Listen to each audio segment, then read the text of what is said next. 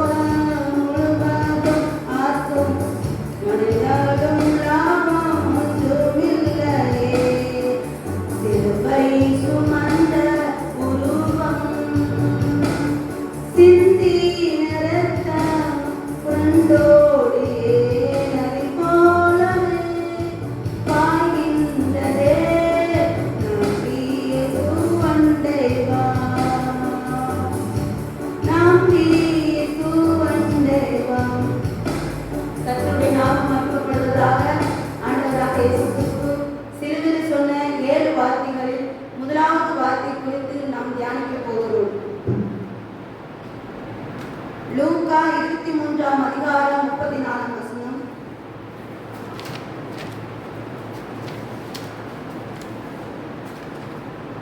பிதாவே, இவர்களுக்கு மன்னியும், தாங்கள் செய்கிறது இன்னதென்று அறியாதிருக்கிறார்களே.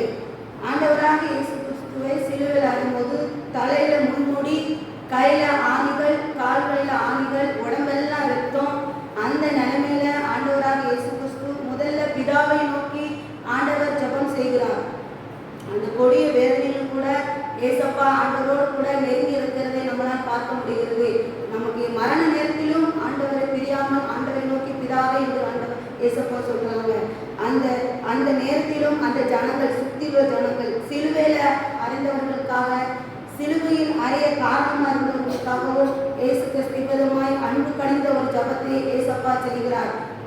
அவருடைய அந்த நேரத்தில் கொடூரமான அந்த வேதனையில உடம்பெல்லாம் காயம், உடம்பெல்லாம் ரத்தம், கையில் ஆணிகள், கால்களில் ஆணிகள் இருந்தும் அதெல்லாம் பொருட்படுத்தாமல் சுற்றியுள்ள ஜனங்களை பார்த்து அவர் சுற்றியுள்ள மூர்க்கம், வெறி, கோபம், எரிச்சல், இதுக்கு சுற்றி நிற்கிறாங்க. சாப்பிட்ற ஜனங்கள் திட்டிட்டு இருக்காங்க, ஏசிட்டு இருக்காங்க. அவ்வளோ ஜனங்களையும் பார்த்து ஆண்டவர் அவங்களை மன்னித்து ஜெபிக்கிறார். அல்லேலூயா.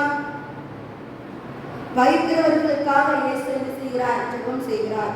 அவருடைய சிலுவையில ரத்தம் மட்டும் என்ன செய்யல, பாய்ந்து வரல. அவரோட மன்னிப்பும் நதி போல, தண்ணியாக, நீர்க்கால்களை போல அவருடைய ரத்தமும் மன்னிப்பும் அவருடைய அன்பும் அந்த சிலுவையில் என்ன செஞ்சது? பாய்ந்து கொண்டு இருக்கிறது. இன்னைக்கு மன்னிப்பு கேட்கறதுல எல்லாருக்கும் ஈஸியா இருக்கு. இந்த டைம் நம்ம ஒரு தப்பு செஞ்சோம் அப்படின்னா, ஏதோ ஒரு தவறு செய்தோம், ஒரு பாவம் செய்தோம்னா ஈஸியா சாரி ஒரு வார்த்தை நமக்கு முழு மனதோடு, முழு உள்ளத்தோடு, மனப்பூர்வமா மன்னிக்காம அதில் ஒரு வார்த்தை சாரி அப்படின்னு சொல்லிட்டு இன்னைக்கு என்ன தப்பு செஞ்சாலும் நம்ம என்ன செய்யறோம்? போயிருக்கோம். ஆனா நான் உங்களை மன்னிக்கிறேன் என்று யார் வாயிலிருந்து என்ன செய்யாது? அது வரவே வராது. புதிய ஏற்பாட்டில் கிரேக்க மொழியாகிய அந்த அஃபினோ அப்படிங்கிற ஒரு வார்த்தை சொல்லப்படுகிறது. அதில் ஆண்டவராக இயேசு கிறிஸ்து 6 தடவை அந்த வார்த்தையை ஆண்டவர் பயன்படுத்தினாங்க. ஒன்றாவது ஃபர்ஸ்ட் பிதாவே, இவர்களை மன்னியும் என்று ஆண்டவர் சொல்கிறார். பிதாவே, இவர்களை மன்னிக்கப்பா அப்படின்னு சொல்லி ஆண்டவர் நம்ம ஜனங்களுக்காக அவர் மன்னிப்பு கேட்கிறார். 2வது, அவர்களுடைய பாவத்தை புறமே தள்ளும், அவர்களை ஏற்றுக்கொள்ளும் என்பதாக ஆண்டவர் சொல்லுகிறார். 3வது, பிதாவே, இவர்கள் குற்றங்களை பொறுத்து கொள்ளும். 4வது வார்த்தை, பாவத்தை அப்பாலே எரிந்து போடும். பிதாவே, இவர்கள் கடன்களை மன்னித்து ஆண்டவர் சொல்லுகிறார். 6வது வழக்கை தள்ளுபடி செய்யும். 6 தடவை திரும்ப திரும்ப ஆண்டவரை சிலுவையில் அறைந்த நேரத்தில் முதற்கொண்டே பிதாவே இவர்களை மன்னியும், பிதாவே இவர்களை மன்னியும் ஆண்டவர் திரும்ப திரும்ப என்ன செய்கிறார்? ஆண்டவர் சொல்லுகிறார். ஏன்னா அந்த சுற்றி உள்ள போர்ச்சவர்கள் காரி துப்புறாங்க, ஏழை செய்கிறார்கள், சபிக்கிறாங்க. எல்லா ஜனங்களுக்கும் ஆண்டவர் இந்த ஒரு நேரத்துல ஏசப்பா கூட இருக்கிற ஜனங்கள் தான். குருத்தோலை நாயெல்லாம் கீழே விரிச்சு ஆண்டவரை ஆர்ப்பாட்டம் செய்த ஜனங்கள் தான். ஆனா இன்னைக்கு அதே ஜனங்கள் சுத்தி நின்று சபிக்கிறாங்க, திட்டுறாங்க, நீ ஏசுநாதனா கீழே இறங்கி வான்னு சொல்லி அவதூறு பேசுறாங்க. இப்படி எல்லா ஜனங்களையும் பார்த்து அந்த கொடிய வேதனையிலும் அந்த ரத்தம் கொடூரமான அந்த நேரத்திலும் நமக்கு ஒரு சின்ன காயம் ஏற்படுது, நமக்கு ஒரு உடம்புல வலினா யார் நம்மகிட்ட பேச வந்தாலும் நமக்கு போகணும், டென்ஷன் ஆகும். ஆனா ஆண்டவர் அந்த வேதனையிலும் அதெல்லாம் பொருட்படுத்தாம ஆண்டவரை நோக்கி முதலாவது ஒரு ஜெபம் செய்கிறார். இந்த ஜனங்களை மனப்பூர்வமாக மன்னித்து ஆண்டவர் ஜெபம் செய்கிறார். அவர்களை ஏற்றுக்கொண்டு இயேசுப்பா இவங்க தெரியாம செய்யறாங்க, இவங்க அறியல, இவங்களை மன்னிங்கன்னு சொல்லி ஆண்டவர் திரும்ப திரும்ப சொல்லுகிறார். திரும்பவும் ஆண்டவர் அந்த கபால ஸ்தலங்களுக்கு அந்த இடங்களுக்கு இயேசப்பா கூட்டிட்டு வரும்போது அந்த இடத்தை சுற்றி பார்த்து ஆண்டவர் சொல்லுகிறார், பிதாவே இவர்களை மன்னியும் என்று ஆண்டவர் சொல்லுகிறார். 2வது கைகளில ஆணி குருவை குத்தும் போதும் அந்த ஒரு போர்ச்செருவன் வந்து ஆண்டவருடைய கையில அந்த ஆணிகளை குத்தும் போது பிதாவே இவர்களை மன்னியும் என்று ஆண்டவர் சொல்லுகிறார். சிலுவை தூக்கி 2வது கையில ஆணி அதுக்கு அப்புறம் சிலுவை தூக்கி நிறுத்தும் போதும் பிதாவே இவர்களை மன்னிங்கன்னு சொல்லி ஆண்டவர் சொல்லுகிறார். சுற்றி நின்ற ஜனங்கள் இயேசுப்பா பார்த்து சபிக்கிறாங்க, அப்பவும் பிதாவே இவர்களை மன்னியும் சொல்லி ஆண்டவர் சொல்லுகிறார். போர் சேவகன் வந்து ஆண்டவருடைய ஆடைகளை கலட்டி சீட்டு போடும் போதும் பிதாவே இவர்களை மன்னிங்க என்று சொல்லுகிறார். திரும்ப திரும்ப ஆண்டவர் சிலுவையில் இந்த நேரம் முதற்கொண்டே இந்த ஜனங்களுக்காக மன்னிங்க மன்னிங்க மன்னிங்க என்று ஆண்டவர் சொல்லுகிறார். மனப்பூர்வமாக என்ன செய்யணும்? நம்ம வந்து மன்னிக்க வேண்டும். நம்ம யாரால் நமக்கு துன்பம் வருகிறதோ, யாரால் நமக்கு அவமானம் வருகிறதோ, யாரால் நம்ம துன்பப்படுத்திருக்கலாம், அசிங்கப்படுத்திருக்கலாம், அவமானப்படுத்திருக்கலாம். அப்படி இருந்த அந்த ஜனங்களை ஆண்டவர் பாருங்க எல்லா அவமானத்தையும் அந்த ஜனங்கள் மேல கொஞ்சம் கூட வெறுப்பு காட்டல, எதுவுமே பண்ணல. பிதாவை நோக்கி அவங்க நெருங்கி இருக்கிறது பார்க்க முடியுது. 2வது அன்பு கணிந்த ஒரு ஜெபம். அந்த ஜனங்களை அப்படியே ஆண்டவர் நேசிக்கிறார். அந்த மரண தருவாய்க்கிலும் அந்த ஜனங்களை வெறுக்கவில்லை, அந்த மரண நேரத்திலும் கூட ஆண்டவரை அவங்க நினைச்சாங்க, நேசிக்கிறாங்க. அப்போஸ்தலர் 7:60 வசனம் சொல்லுகிறது, இந்த ஸ்தேவான் அப்படிங்கிற ஒரு மனிதனை என்ன செய்வாங்க? கல்லெறிந்து கொள்ளுவாங்க. அந்த சமயத்துல அந்த மனிதன் என்ன செய்வான்? அந்த அடிக்கிற ஜனங்களை அவங்களுக்காக என்ன செய்வாரு? அவங்களுக்கு ப்ரே பண்ணுவாரு. ஆனா மரண நேரத்துல நம்ம நல்லா இருக்கும் போதும் அல்ல, நமக்கு எந்த சூழ்நிலையிலும் ஒரு போராட்டம் நம்மளால ஒருத்தவங்களால நம்ம துன்பம் வருகிறது, அவங்க மேல கோவப்படாம நம்ம என்ன செய்யணும்? அவங்களுக்காக ஜெபம் பண்ணணும். அது வீட்டுக்குள்ளே கூட இருக்கலாம், புருஷனா இருக்கலாம், மனைவியா இருக்கலாம், பிள்ளைகளா இருக்கலாம், யாரா கூட இருக்கலாம். நம்ம அவங்களுக்காக நம்ம ஜெபித்த போது இயேசுப்பா நம்ம கண்டிப்பா என்ன செய்வார்? ஆசீர்வதிப்பார். மன்னிக்காம நம்ம ஜெபம் பண்ணனா அந்த மன்னிப்பு ஜெபம் என்ன செய்யக்கூடாது? அது கேட்கக்கூடாது. ஒரு சாரிங்கிற வார்த்தையில அது சும்மா வெறும் ஒரு வார்த்தை தான். முழுசா மனப்பூர்வமாக ஆண்டவரை போல நம்ம என்ன செய்யணும்? மன்னிக்கணும். அவர் எப்படி அந்த காரிக்கு போனவங்க மன்னிப்பு கேட்டாங்களா? இல்லை. போர் செய்வர்கள் மன்னிப்பு கேட்டாங்களா? கேட்கல. மன்னிப்பு கேட்காதவர்களையும் இயேசு கிறிஸ்து அவர் மன்னித்தார். அதே போல நாமும் மன்னிப்பு கேட்காதவர்களை நாம் மன்னிக்க வேண்டும்.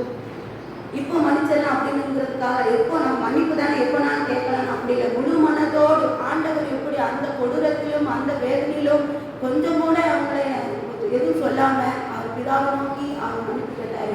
அதே போல நம்மளும் எந்த சூழ்நிலையிலும் நம்மளை வேதனைப்படுத்தியிருக்கலாம், அவமானப்படுத்தியிருக்கலாம், அசிங்கப்படுத்தியிருக்கலாம், இல்லை அவதூறா நடத்தியிருக்கலாம், கேவலப்படுத்தியிருக்கலாம். இப்படி எல்லா காரியத்திலும் நம்ம அவங்களை மன்னிச்சு நம்ம ஜெபம் பொழுது கர்த்தர் நம்மளை என்ன செய்வார்? அவர் ஆசீர்வதிப்பார். கர்த்தர் இந்த வார்த்தையை ஆசீர்வதிப்பார்.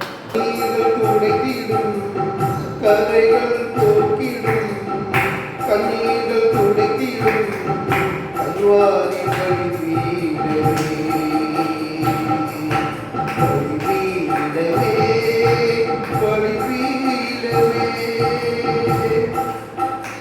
பாவ நிவர்த்தி செய்ய பரிகார பலியான பரலோக பலிபீடமே, பாவ நிவர்த்தி செய்ய பரிகார பலியான பரலோக பலிபீடமே, ரத்தம் சிந்தியதா இலவசமாய் மீட்பு தந்த இரட்சகர் பலிபீடமே, ரத்தம் சிந்திய இலவசமாய் மீட்பு தந்த இரட்சகர் பலிபீடமே, பலிபீடமே, பலிபீடமே, பலிபீடமே, பலிபீடமே. மன்னியும் மன்னியும் என்று மனதார பரிந்து பேசும் மகிமையின் பலிபீடமே, மன்னியும் மன்னியும் என்று மனதார பரிந்து பேசும் மகிமையின் பலிபீடமே. எப்போதும் வந்தடைய இரக்கம் சகாயம் பெற ஏற்ற பலிபீடமே, எப்போதும் வந்தடைய இரக்கம் சகாயம் பெற ஏற்ற பலிபீடமே, பலிபீடமே, பலிபீடமே, பலிபீடமே, பலிபீடமே. இந்தியா விழாவில் எனக்காக குத்தப்பட்ட என் நேச பலிபீடமே, இந்தியா விழாவில் எனக்காக குத்தப்பட்ட என் நேச பலிபீடமே. இரத்தமும் தண்ணீரும் கூறப்பட்டதே தீவநதியாய், எப்படி நான் நன்றி சொல்வேன். இரத்தமும் தண்ணீரும் கூறப்பட்டதே தீவநதியாய், எப்படி நான் நன்றி சொல்வேன். பலிபீடமே, பலிபீடமே, பலிபீடமே, பலிபீடமே. எல்லாம் முடிந்ததென்று அனைத்தையும் செய்து முடித்த அதிசய பலிபீடமே, எல்லாம் முடிந்ததென்று அனைத்தையும் செய்து முடித்த அதிசய பலிபீடமே. ஒப்படைத்த நாவியை என்று சொல்லி அர்ப்பணித்த ஒப்பற்ற பலிபீடமே, ஒப்படைத்த நாவியை என்று சொல்லி அர்ப்பணித்த ஒப்பற்ற பலிபீடமே, பலிபீடமே, பலிபீடமே, பலிபீடமே, பலிபீடமே. கரைகள் போக்கிடும் கண்ணீர்கள் துடைத்திடும், கரைகள் போக்கிடும் கண்ணீர்கள் துடைத்திடும் கல்வாரி பலிபீடமே, கல்வாரியின் கருணையிலே காயங்களில் காணுதே கர்த்தனை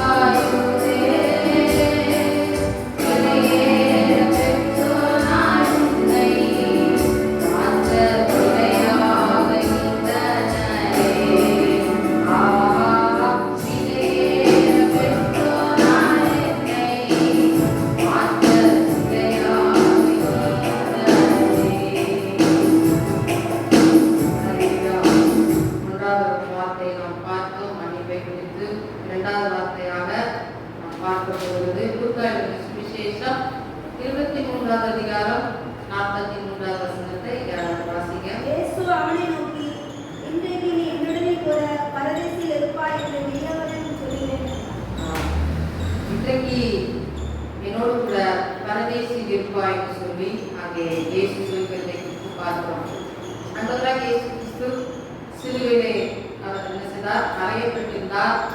ஆண்டவரோடு இரண்டு கல்லர்களையும் என்ன செய்தார்கள்? அறைந்திருந்தார்கள். வலது புறத்தில் ஒரு கல்லன், இடது புறத்தில் ஒரு கல்லன், நடுமத்தியிலே ஆண்டவராகிய அறிந்திருந்தார்கள். அங்கே ஆண்டவராக இயேசு கிறிஸ்து மிகவும் வேதனையோடு அந்த இரத்தத்தின் பெருந்துளிகள் பாய்ந்தோட மிகுந்த வேதனைகளை சரீரத்திலே சகித்தவரால் அப்படியாக அவர் தொங்கிக் கொண்டிருந்தார். இப்படியாக அவரோடு 2 கல்லர்கள் கரையப்பட்டிருந்தார்கள். அந்த 2 கல்லர்களும் அவர்கள் குற்றவாளிகளாக காணப்பட்டார்கள். ஆனால் ஆண்டவராக இயேசு கிறிஸ்து அவர் குற்றமற்றவராய் அன்பின் நிமித்தமாக அவர் என்ன செய்தார்? அவர் சிலுவையிலே அவர் தொங்கிக் கொண்டிருந்தார்.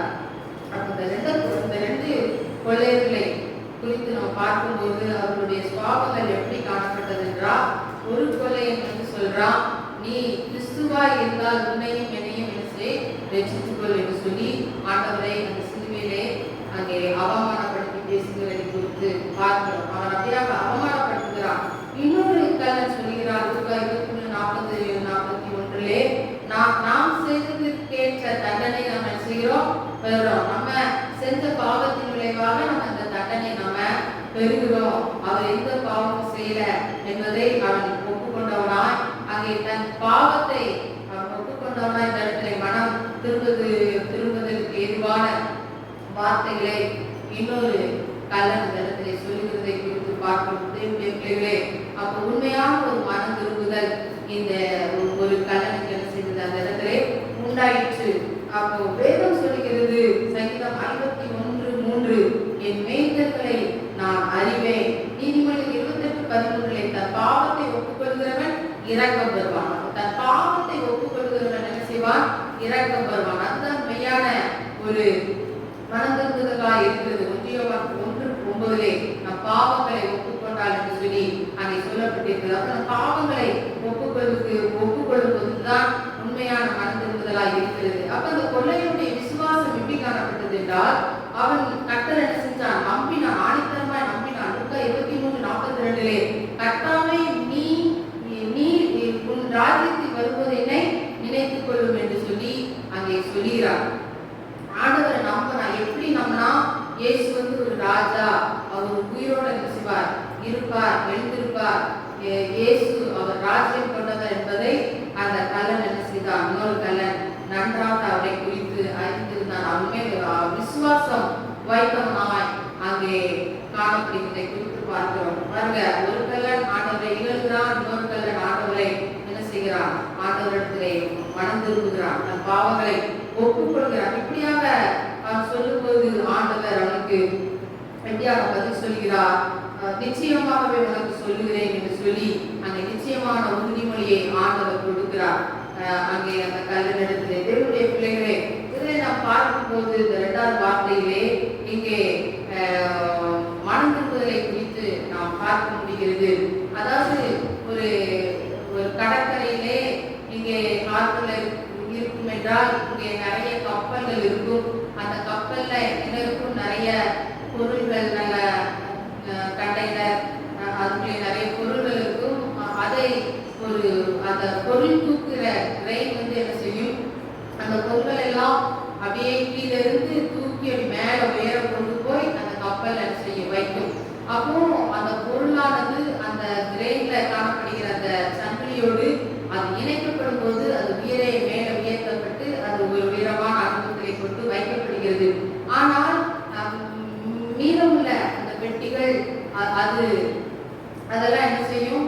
அது அப்படி கீழே அப்படியே அந்த இடத்துல அப்படியே தான் நிற்கும். அதே போல ஆண்டவராக இயேசு கிறிஸ்துவோடு நாம் இணைக்கப்படும் போது ஆண்டவர் நம்மளை உயரமான ஸ்தானத்திலே கொண்டு போய் நம்மை நிறுத்தி நித்திய மகிழ்ச்சியும் சந்தோஷத்தையும் மகிழ்வையும் அவர் நமக்கு தருகிறது என்ன இருக்கிறார். அப்புறம் நாம் இணைக்கப்பட்ட ஆண்டவரோடு இணைக்கப்பட்ட ஒரு அனுபவத்துக்குள்ளே நாம் மனுஷன் கடந்து வர வேண்டும். இந்த கல்லன், இந்த மனம் திரும்பின அந்த கல்லன் ஆண்டவரோடு என்ன செய்தான்? இணைக்கப்பட்டவனாய் காணப்பட்டான். வேதத்தில் சொல்கிறது, சிலுவை பற்றின உபதேசம் கெட்டு போகிறவர்களுக்கு பைத்தியமா இருக்கிறது, ரட்சிக்கப்படுகிற நமக்கு அது எப்படி இருக்கிறது? தேவனுடைய பலனா இருக்கிறது என்று வேதம் சொல்கிறது. அப்போ ஆண்டவராகிய இயேசு கிறிஸ்து அந்த கல்லன் ஆண்டவரே என்னை நினைக்க வேண்டும் என்று ஆண்டவரிடத்தில் சொல்லுகிறார். ஆண்டவர் அந்த நேரத்துல அந்த கல்லனிடத்துல என்ன செய்யல? எந்த ஒரு கேள்வி கேட்கல.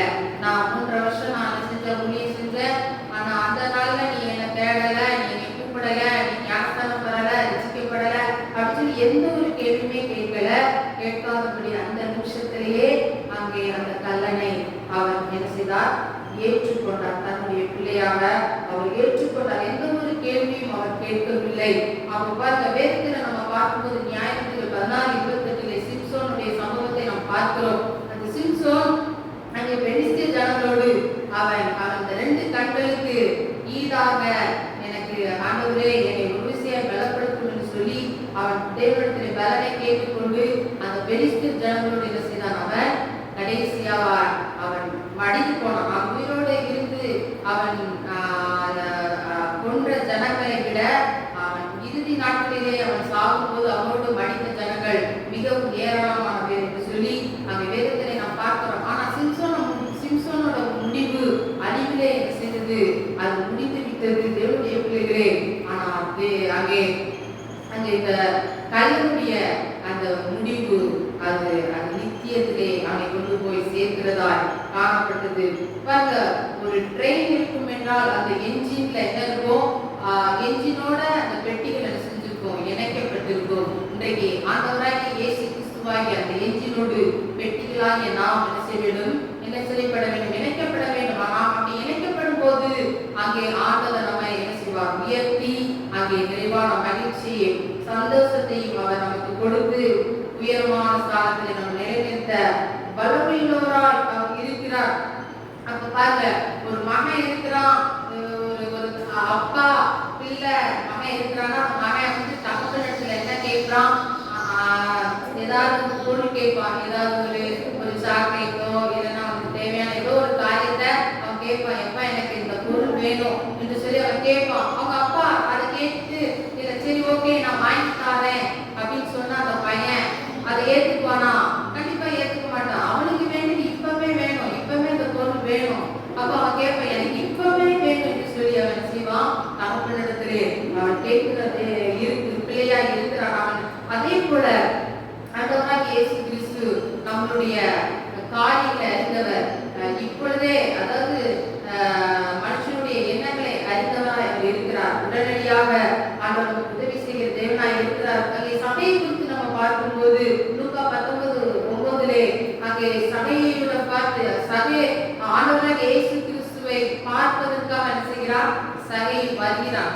ஆண்டவர் பார்க்கணும். அந்த இடத்துல ஆண்டவர் சொல்கிறார் சகைவை இன்றைக்கு வீட்டுக்கு ரட்சிப்பு வந்தது. ஆண்டவர் உடனடியாக அந்த சகைவை தொட்டார். அதே போல இந்த கல்லனாகிய இந்த கல்லனை ஆண்டவர் என்ன செய்தார்? உடனடியாக ஆண்டவர் அவனுக்கு ரட்சிப்பை கொடுக்கிறார். தாமதம் பண்ணல, எந்த ஒரு கேள்வியும் கேட்கல. தேவனுடைய பிள்ளைகளை அது மாத்திரமல்ல, அங்கே இஸ்ரவேல் ஜனங்களை அழிக்கும்படிக்காக பார்வோனும் அங்கே ரதங்களும் குதிரைகளும் என்ன செய்கிறாங்க?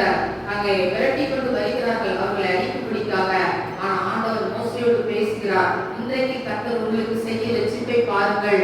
இன்றைக்கு நீங்கள் காண்கிற எகிப்திலே என்றைக்கும் காண மாட்டீர்கள் என்று சொல்லி அந்த யாத்திராகமம் 14:13 சொல்லப்பட்டிருக்கிறது. மோசேயோடு சொல்கிறார் இன்றைக்கு என்ன உண்டு? உங்களுக்கு வெற்றி உண்டு, இன்றைக்கு ஜெயம் உண்டு என்று சொல்லி. அதே போல அந்த கல்லனுக்கு அன்றைய தினத்திலே ஆண்டவர் ஒரு ஜெயத்தை கொடுத்தார், மனம் திருப்பதை கொடுத்தார், நித்திய வாழ்வை கொடுத்தார்.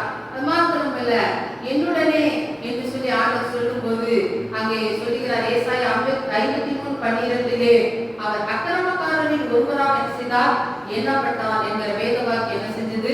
நிறைவேறிட்டு அவர் அக்கிரமக்காரரின் ஒருவராக ஆண்டவராகிய இயேசு கிறிஸ்து எண்ணப்பட்டார். அங்கே ஏதேன் தோட்டத்தின் நடுவே நின்ற மரமாகிய அந்த மரத்தின் மூலமாக என்ன உண்டாயிற்று? சாபம் உண்டாயிற்று மனுக்குலத்திற்கு. அப்போ அது மூலமாக தான் அந்த பாவமும் சாபமும் என்ன செய்தது? உள்ளே பிரவேசித்தது. அது மூலமாக அந்த சாபங்களை ஆண்டவர் வேறறுக்க கிறிஸ்து சிலுவையிலே நடுவே தொங்க வேண்டியதாய் ஆயிற்று. சிலுவையில் தொங்கி அதனாலதான் ஆண்டவர் செய்தார், சிலுவையை தொங்கினார். அப்போ இந்த சிலுவையில தொங்கின இந்த கள்ளர்களுக்கும் ஆண்டவர்களுக்கும் தண்டனை என்பது அது ஒன்றாதான் காணப்பட்டது. அவர்கள் இருவரும் கள்ளர்கள் இருவரும் குற்றம் செய்து தொங்குகிறார்கள். ஆண்டவராகிய இயேசு எந்த குற்றமும் அவர்கள் செய்யவில்லை. ஆனால் குற்றம் செய்தவர்களுக்கும் குற்றம் செய்யாதவர்களுக்கும் தண்டனை ஒரே தண்டனை தான் அவர்கள் அனுபவிக்கிறார்கள். அவர்கள் சரீர பாடுகளும் ஒன்று போலதான் காணப்படுகிறது. ஆனால் ஆண்டவராகிய இயேசு கிறிஸ்து அன்பு செலுத்தினார். ஜனங்கள் மேல ஆண்டவர் அன்பு செலுத்தினதினால அவர் என்ன செய்கிறார்? அது நிமித்தமாக அந்த அன்பின்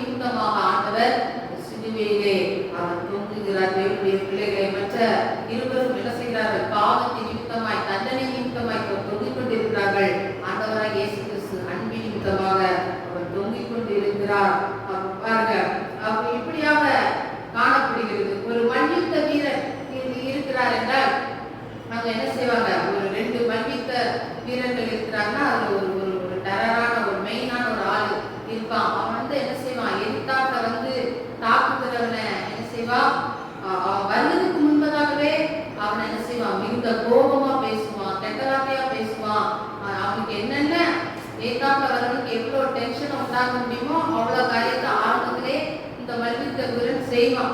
அப்ப ஏத்தாக்க இருக்கிறவனுக்கு அதை பார்க்கும்போது என்ன வரணும், கோபம் வரணும்.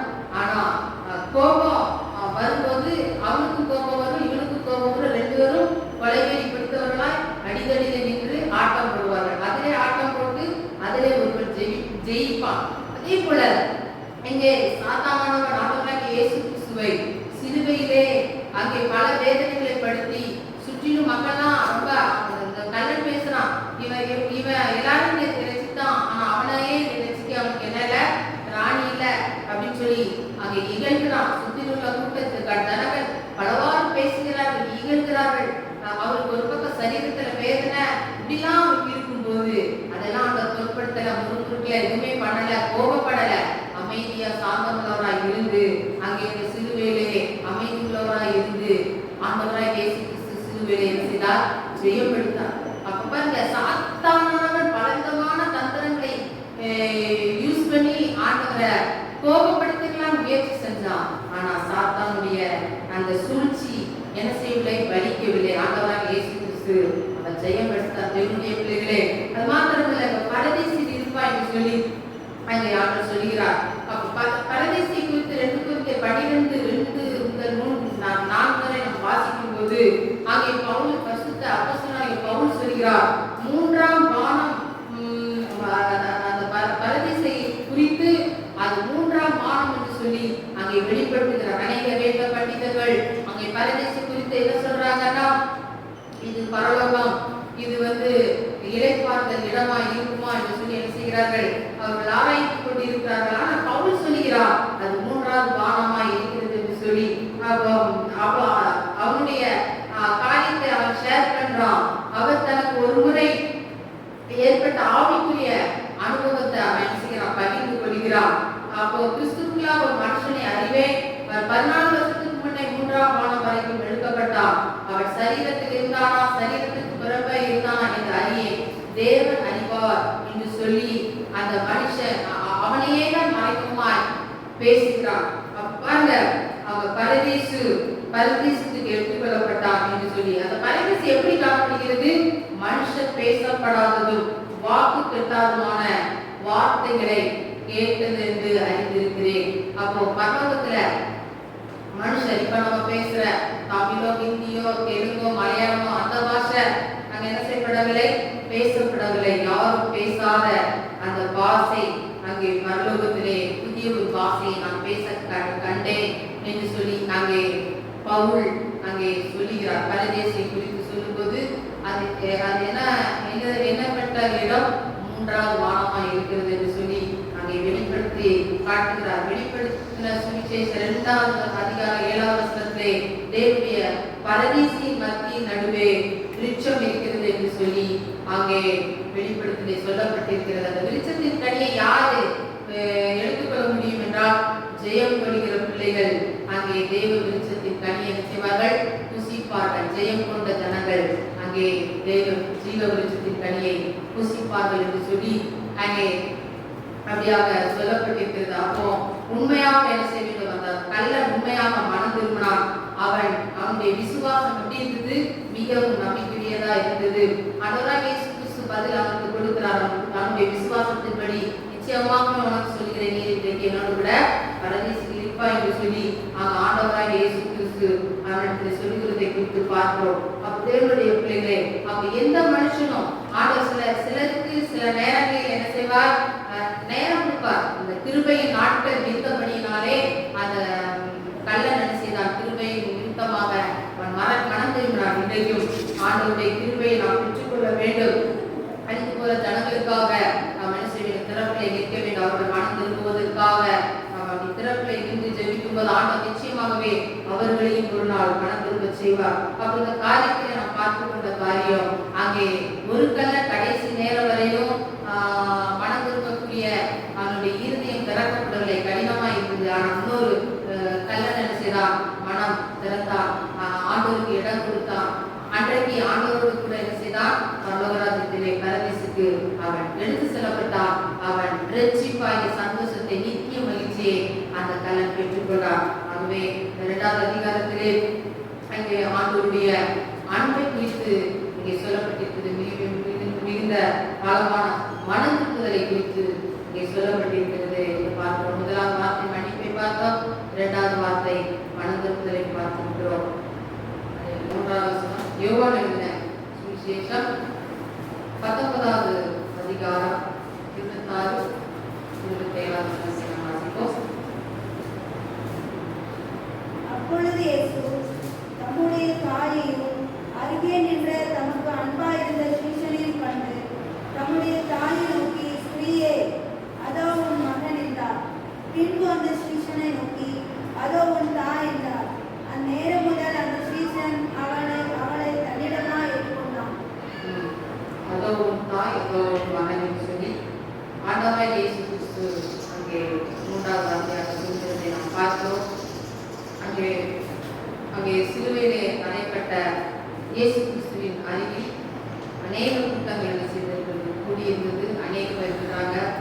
அதில் முக்கியமா அவர் அருகில் யாரெல்லாம் இருக்காங்கன்னா, இயேசுவின் தாய் மரியா, மகதிலே நாம் மரியா, கிளியோப்பாவின் மனைவி, அன்பான சீஷனாகிய யோவான். பல ஜனங்கள், பல மக்கள் ஓடி போயிட்டாங்க. சீஷர்கள் அநேகர் ஓடிட்டாங்க. மத்திய 26 அனைத்து சீஷர்களும் அவரை விட்டு என்ன செஞ்சிட்டாங்க? தப்பினார்கள். ஆனால் சிலர் மட்டும் என்ன செய்தார்கள்? நின்றார்கள். ஆனால் சிலர் மட்டும் இருந்து கடைசி வரை என்ன நடக்குது அப்படின்னு சொல்லி என்ன செய்கிறார்கள்? பார்ப்பதற்காக அப்படியாக நின்று கொண்டு இருக்கிறார்கள். என்னுடைய பிள்ளைகளே, இங்கே ஒரு மனிதன், சாக்ரட்டிஸ் என்ற சொல்லக்கூடிய ஒரு மனிதனுக்கு ஒரு மரண தண்டனை என்ன செய்திருந்தார்களாம்? கொடுத்திருந்தார்கள். அப்படி கொடுத்திருக்கும் போது அவனுக்கு என்ன மரண தண்டனை அப்படின்னா, அவன் விஷம் நிறைந்த பாவத்தை என்ன செய்ய வேண்டும்? அவன் பருக வேண்டும். அதுதான் அவனுடைய தண்டனை. ஆனாலும் அந்த தண்டனை கொடுத்தாலும் அவன் ஒரு வீரனை போல என்ன செய்கிறான்? அப்படியே அவன் நடந்து வருகிறான். அப்படியே நடந்து வந்து கொண்டிருக்கும் போது அவனுடைய மனைவி வேகமா ஓடி தலையெல்லாம் வைத்து போட்டு ஓலமிட்டு கத்தி அழுது அவள் என்ன செய்கிறாள்? தன்னுடைய வேதனையின் வழியை அவள் என்ன செய்கிறாள்? வெளிப்படுத்துகிறாள். மனைவி அழும்போது எந்த கணவனுக்கும் எப்படி இருக்கும்? ரொம்ப கஷ்டமா இருக்கும். ஆனால் அது கஷ்டமா இருந்தது. ஆனாலும் அவன் சொல்லுகிறான், இவளை அப்புறப்படுத்துங்கள் என்று சொல்லி 2-3 முறை சொல்லி அவளை அப்புறப்படுத்துங்கள் என்று சொல்லி அவனுக்கு கொடுக்கப்பட்ட அந்த விஷமான பானத்தை என்ன செய்வான்? அவன் பருகினான் என்று சொல்லி பார்க்கிறோம். அப்ப பார்க்க ஒரு வேதனை.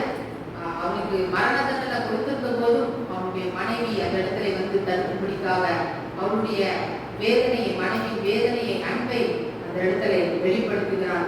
ஆனால் அவனுடைய தண்டனையை அவன் ஏற்றுக்கொண்டான். பாருங்க, அப்ப ஆண்டவராக இயேசு கிறிஸ்துவுடைய ஒரு மரண தண்டனை அங்கே மக்கள் கொடுத்திருக்கிறார்கள். மரண தண்டனையிலே அவர் சிலுவையிலே அவர் துடித்துக் கொண்டிருக்கிறார். இன்னும் சில மணி நேரத்துக்குள்ளாக அவர் மரித்து போவார். அவர் மிகுந்த வேதனையோடு துடிக்க அந்த சிலுவையிலே அவர் 2 ஆணிகளால் கடாவப்பட்டு அப்படியே அவர் தூங்கிக் கொண்டிருக்கிறார். தலையில முன்முடி சுட்டப்பட்டிருக்கிறது. தலையிலெல்லாம் ரத்தம், முகமெல்லாம் ரத்தம். முகத்தையே பார்க்க முடியல. ஃபுல்லா ரத்தம் ஒழுகி ஓடுகிறது. ரத்த கலரையை போல அப்படியாக அவர் என்ன செய்கிறார்? சிலுவையிலே தொங்கிக் கொண்டிருக்கிறார். யாராலையும் பார்க்கக்கூடாத மிகுந்த ஒரு கொடிய வேதனையாக இருக்கிறது.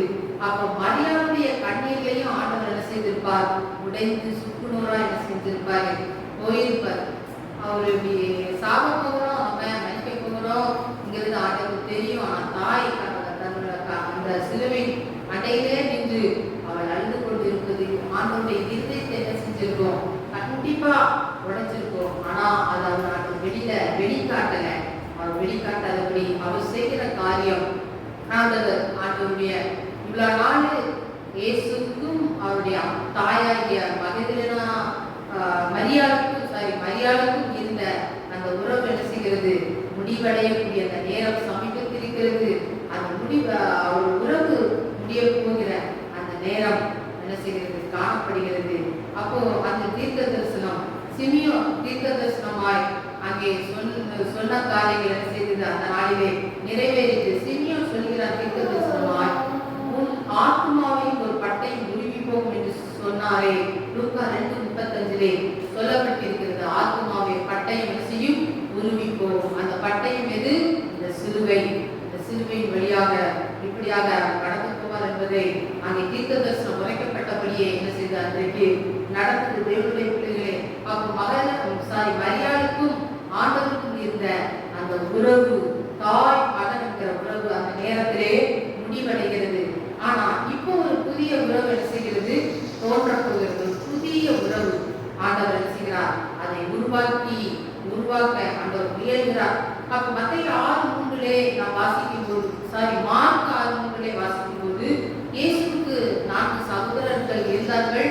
2க்கும் மேற்பட்ட சகோதரிகள் என்ன செய்தார்கள் இருந்தார்கள். இயேசு பிறந்ததுக்கு அப்புறம் அதுக்கப்புறம் சகோதரர்கள் என்ன செய்திருக்கிறாங்க பிறந்திருக்கிறாங்க. மரியாள் பெற்றெடுத்திருக்கிறார். ஆனா அந்த சகோதரர்கள் இருந்தாலும் ஆண்டவர் அந்த கடைசி நேரத்திலே அந்த சகோதரர்கள் என்ன செய்யல சொல்லல. அந்த மரியாள தாயை நீங்க என்ன செய்ய பார்த்துக்கோங்கன்னு சொல்ல பொறுப்பை ஆண்டவர் ஒப்பு கொடுக்கல. அப்ப ஆண்டவர் அந்த நேரத்துல யாருக்கு ஒப்பு கொடுத்தார்? பக்கத்திலே இருந்த தன்னுடைய மார்பிலே சாய்ந்து எப்பொழுதும் இருக்கக்கூடிய அன்பு சீசனாகிய யோவானிடத்திலே அந்த காரியத்தை ஒப்பு கொடுக்கிறான். பாருங்க, அதுக்கு காரணம் அங்கே மத்தேயு 10:36 அங்கே வேதம் சொல்கிறது, ஒரு மனுஷனுக்கு சத்துருக்கள் அவனுடைய வீட்டாரே, ஒரு மனுஷனுக்கு அவன் வீட்டாரே சத்துருக்களாய் இருக்கிறார்கள் என்று வேதம் சொல்கிறது. மாற்று 6 தீர்க்கதரிசி ஒருவன் தன் ஊரிலும் தன் இனத்திலும் தன் வீட்டிலுமே அன்றி வேறெங்கும் கனவிடம் அடையாம் என்று சொல்லி அங்கே வேதம் சொல்கிறது. அப்போ ஆவிக்குரிய மகனான யோவானை ஆண்டவர் என்ன செய்கிறார் தேர்ந்தெடுக்கிறார். தான் கூட பிறந்த இந்த சகோதரர்கள் இருந்தாலும் அவங்கெல்லாம் இயேசுவை நம்பல, மேசியாவை நம்பல, உலக பிரகாரமா இருக்கிறாங்க. ஆகவே ஆண்டவர் அவர்களிடத்தில் இந்த பொறுப்பை ஒப்படைக்காமல் ஆவிக்குரிய மகனாகிய இந்த யோவான் எப்படி இருப்பான்? ஆண்டவருக்கு எல்லா சீசன்களிலும் ஒரே ஒரு சீசன் மட்டும்தான் எப்பவும் ஆண்டுடைய மார்பிலேயே சார்ந்துட்டு இருப்பான், அன்பா இருப்பான்.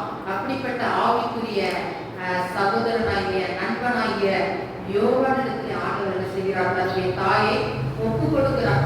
அப்ப பாருங்க, புதிய உறவை ஆண்டவர் ஏற்படுத்தி அந்த இடத்துல காட்டுறார். எப்படி ஏற்படுத்த முடியும்? அவருக்கு பயங்கர வேதனை, சரீர வலி, அந்த வேதனை அவர் என்ன செய்யல பொருட்படுத்தல. தன்னுடைய வேதனையை பொருட்படுத்தாதபடி தன் தாயினுடைய வேதனையை நினைத்து அங்கே குடும்ப பொறுப்பை உணர்ந்தவரா அங்கே இந்த தாயை ஒப்படைக்கிறார் நண்பனிடத்தில்.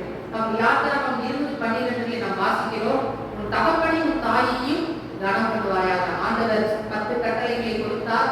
அதிலே ஒரு கட்டளை தகப்பனையும் தாயையும் என்ன செய்ய வேண்டும்? கனம் பண்ண வேண்டும். அதுதான் ஒரு முக்கியமான ஒரு பிரதான கட்டளையா இருக்கிறது. அந்த கட்டளையை ஆண்டவர் என்ன செய்தார்? நிறைவேற்றினார். அப்போ இன்றைக்கு அநேக பிள்ளைகள் அந்த கட்டளைகளை என்ன செய்வதில்லை? நிறைவேற்றுவதில்லை. தகப்பனை தாயையும் கவனிப்பதில்லை. வயதான காலத்தில் அவர்களை புறந்தள்ளி விடுகிறார்கள், அவர்களை பாரமாக எண்ணுகிறார்கள். ஆனால் ஆண்டவராய் இயேசு கிறிஸ்து அங்கே பாரமா எண்ணாதபடி பொறுப்பாக அங்கே அன்பு சீசனாக யோவானிடத்திலே ஆண்டவர் ஒப்பு கொடுத்தார். அப்போ அவர் தாயோடைய அன்பு எப்படி இருக்கிறாருக்கோ அவர் அப்படி சிலுவையிலே சொல்லும் போது அவள் தீர்க்க தரிசனத்தின் மூலமாக பெற்றெடுத்த அந்த நாட்களை, அந்த தீர்க்க தரிசனத்தை மரியாதை நினைத்திருப்பார். இப்படிலாம் தூதர் உரைத்தானே, உன் வயிற்றிலே இப்படி ஒரு மகன் பிறப்பார் என்று சொல்லி அவருக்கு இயேசு என்று பெயரிடுவாங்க என்று சொல்லி இப்படியெல்லாம் தீர்க்க தரிசனம் உரைக்கப்பட்டது. அப்புறம் அவங்க இயேசுக்குள்ள இதுக்கு வரும்போது அவங்க தப்பிச்சு ஓடுனது, அதுக்கப்புறம் இயேசு வளர்ந்த விதம், இப்படி ஒவ்வொரு செயல்களையும் ஊழியம் செய்தது, ஊழியத்துக்கு விரோதமா எழுப்பியிருந்த அவரை அனுப்பி முடிக்காக மக்கள் வந்தபோது அந்த காரியங்களா எல்லாத்தையும் நினைத்து அந்த மரியாள் மிகுந்த வேதனைப்பட்டிருப்பார். அவள் என்ன செஞ்சிருப்பாள்? நினைத்திருப்பாள். அப்போ ஆண்டவர் அந்த நேரத்திலையும் ஆண்டவர் ஸ்திரீயை பார்த்து மதிப்பாக பேசுகிறார். அது மாத்திரமல்ல, பெற்றோர்களை என்ன செய்ய வேண்டும்? மதிக்க வேண்டும்.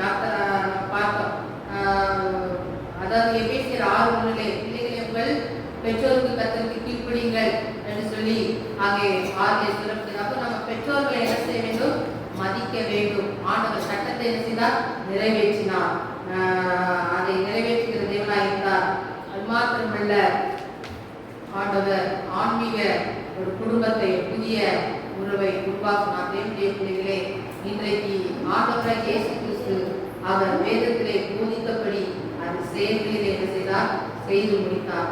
ஆகவே வேதத்திலே சொன்னதுபடியாக தகப்பனையும் தாயும் நாம் என்ன செய்ய வேண்டும்? கனம் பண்ண வேண்டும். நம்ம என்னதான் கல்யாணம் முடிச்சு பிள்ளைகளை பெற்றெடுத்தாலும் வயதான காலத்துல இந்த தகப்பனை நாம் செய்வது பராமரிப்பது நம்முடைய கடமையாக இருக்கிறது. விசாரிப்பது, பொறுப்பாய் காட்டுக்கொள்வது நம்முடைய கடமையாக இருக்கிறது. அது ஆண்டவராய் இயேசு கிறிஸ்து பொறுப்பாக சிலுவிலே செய்து முடித்தார்.